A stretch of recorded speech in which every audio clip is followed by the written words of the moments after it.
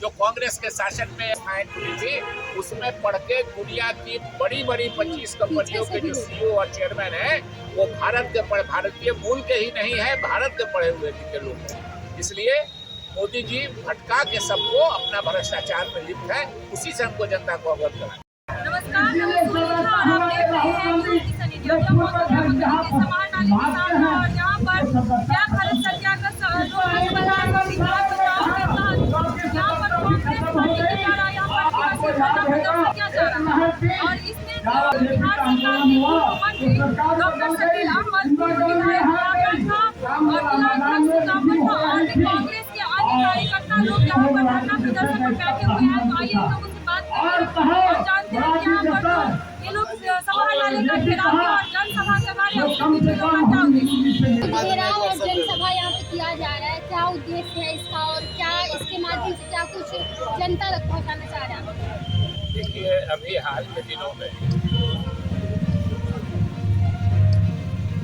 मोदी जी के जो मित्र हैं या मोदी जी जिनके मित्र हैं, अदानी, देश का सारा पैसा उनको चला जा रहा है और सरकार दे रही है, कानून बदल बदल के पैसा दे रही है। उस पर राहुल गांधी जी ने जब सवाल उठाया लोकसभा में, तो राहुल जी के साथ एक षड्यंत्र के तहत उनकी सदस्यता समाप्त हुई।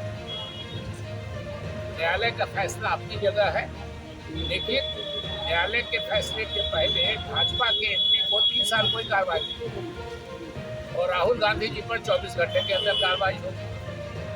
तो स्वाभाविक रूप से राहुल गांधी जी की एक गलती थी कि वो इस देश के सबसे बड़े भ्रष्ट आदमी के खिलाफ, और मुझको कहने में कोई झिझक नहीं है कि मैं आज 4-5 सालों से लगातार मेरे कुछ मित्र चौक के मुझको देखते थे, मैं इसी जिला कांग्रेस में भाषण करता था कि दुनिया में आज की तारीख में, इस देश में तो कभी नहीं हुआ मोदी सरकार की जैसा भ्रष्ट कोई सरकार नहीं, लेकिन शायद दुनिया में मोदी जी से ज़्यादा भ्रष्ट सरकार कभी नहीं। और उस भ्रष्टाचार को छुपाने के लिए कि समाज को लड़ाने की, समाज अगर आपस में लड़ेगा तो हमारे भ्रष्टाचार में नजर नहीं आएगा। आपको याद होगा, देश एक ही चीज में तरक्की किया है, वो है कि नफरत में देश ने बहुत तरक्की की है, बहुत नफरत बढ़ी है इस देश में। और वो नफरत बढ़ाने का एक ही उद्देश्य है कि लोग आपस में लड़ेंगे।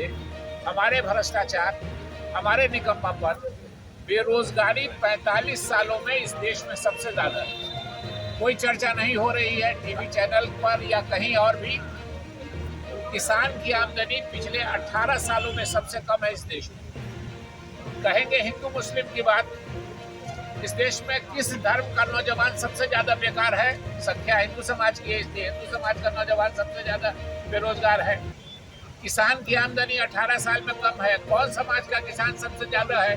तो हिंदू समाज का किसान सबसे ज्यादा है। लेकिन इस पर ध्यान नहीं जाए, इसलिए नफरत यही अंग्रेज करते थे।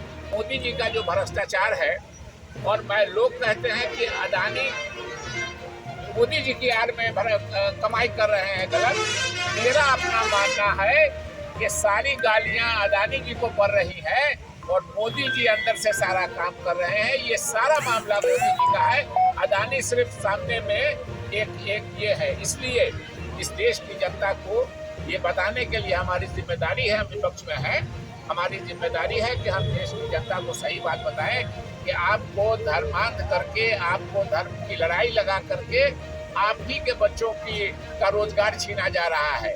आप ही के किसानों के उपज का जो सही मूल्य होता वो नहीं मिल रहा है, इसलिए कि आप आपस में अंग्रेजों की तरह, जो आज के अंग्रेज शासक हैं, फर्क सिर्फ एक है, मैं बार बार बोलता हूँ कि अंग्रेजों को हम शक्ल से पहचान लेते थे कि ये हमारे दुश्मन है, हमारे विरोधी हैं। अभी जो अंग्रेजों के रास्ते पे चल रहे हैं, दुर्भाग्य से उनकी भी शक्ल हमारी ही आपकी तरह है, इसलिए उनको पहचानने में इस देश के लोगों को दिक्कत हो रही है।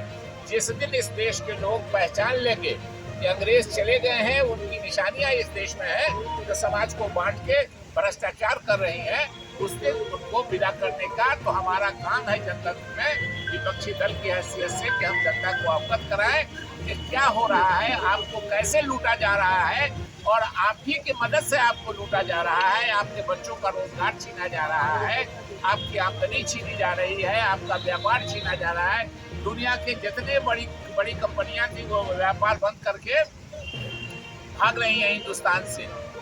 जनता का हम लोगों का काम है, जनता तक जो बातें हैं हमारे देश जो गर्त में जा रहा है, जो हमारा देश एक हुआ करता था, भारत को जो सोने की चिड़िया कहते थे और भारत का नाम बहुत ही दूसरे जगहों पर गर्व के साथ लिया जाता था, उससे जो आज भारत की जो छवि हो रही है, जिस तरह से जो मोदी जी का खेल चल रहा है, जाति धर्म में लोगों को फंसाए हुए हैं और गलत कामों का जितना भी वो काम कर सकते हैं, चाहे वो जितनी भी कांग्रेस की बनाई हुई संपत्ति है उसको वो बेच रहे हैं, इन सब पे जनता कहीं क्वेश्चन नहीं करे। इस सब को क्वेश्चन से बचने के लिए वो जनता के बीच में जाति धर्म का खेल खेलना शुरू कर रहे हैं, जो कि गुजरात में इससे शुरू हुआ था और आज इस तरह की मानसिकता वो पूरे देश में दे रहे हैं। तो हमारा काम है कि जो जनता के साथ खेल खेला जा रहा है, जनता का पैसा से ही जनता को बर्बाद किया जा रहा है, उससे उन्हें अवगत कराना। बाकी जनता कुछ समझदार है, धीरे धीरे अभी तो आधा समझ चुकी है और धीरे धीरे वो पूरा समझ। अडानी मोदी महाघोटाले और अडानी सेल कंपनी में 20,000 करोड़ रुपया बेनामी संपत्ति रुपये किसका है को लेकर के आज जिला समाज में लेकर घेराव करते हुए आज अम्बेडकर मूर्ति के सामने सत्याग्रह पर में हम लोग बैठे हुए हैं। निश्चित रूप से आप देखे होंगे जिस तरह से मोदी सरकार बर्बरतापूर्ण नीतियां अपनाए हुए हैं और दमनात्मक कार्रवाई करती जा रही है, जो लोकतंत्र के लिए खतरा है। आज देश के लोगों को यह जानने का हक है, जो अडानी के सेल कंपनी में 20,000 करोड़ रुपया किसका है, वह चीनी नागरिक कौन है, देश जानना चाहती है। मोदी सरकार यदि पाक साख है तो जेपीसी से जांच क्यों नहीं कराती है? संयुक्त संसदीय समिति से जांच करा दो, दूध का दूध हो जाएगा, पानी का पानी। हम भाकपा माले के जिला सचिव ध्रुव नारायण कर्ण हैं। कांग्रेस महागठबंधन में हम लोग साथ साथ हैं। कांग्रेस के जरिए जो सत्याग्रह हो रहा है, उस सत्याग्रह कार्यक्रम को समर्थन देने के लिए हम यहाँ आए हैं।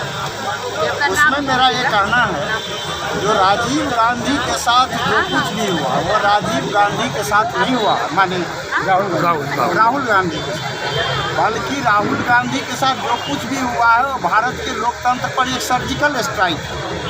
किसी समय मोदी नाम के व्यक्ति गुजरात में मानहानि का मुकदमा करते हैं, फिर उस मुकदमा को ड्रॉप करा देते हैं, फिर जब राहुल गांधी पार्लियामेंट में सवाल उठाते हैं अडानी पर, ये जो हिडेनबर्ग का रिपोर्ट था उन सब सवालों को लेकर के जब वह अडानी को घेरने का कोशिश करते हैं, तब वो अचानक से वो खड़ा हो जाते हैं, सुनवाई करवाते हैं, जज तुरंत कार्रवाई करता है और वह मैक्सिमम सज़ा देता है। जबकि उस दफा के तहत मैक्सिमम सज़ा 2 साल, वो 1 साल भी दे सकते, 6 महीना भी दे सकते थे, लेकिन ऐसा नहीं करके 2 साल का सज़ा देना और फिर सज़ा के तुरंत बाद एक उनकी पार्लियामेंट की सदस्यता खत्म करना, ये सीधा बताता है ये भारत के लोकतंत्र पर सर्जिकल स्ट्राइक है।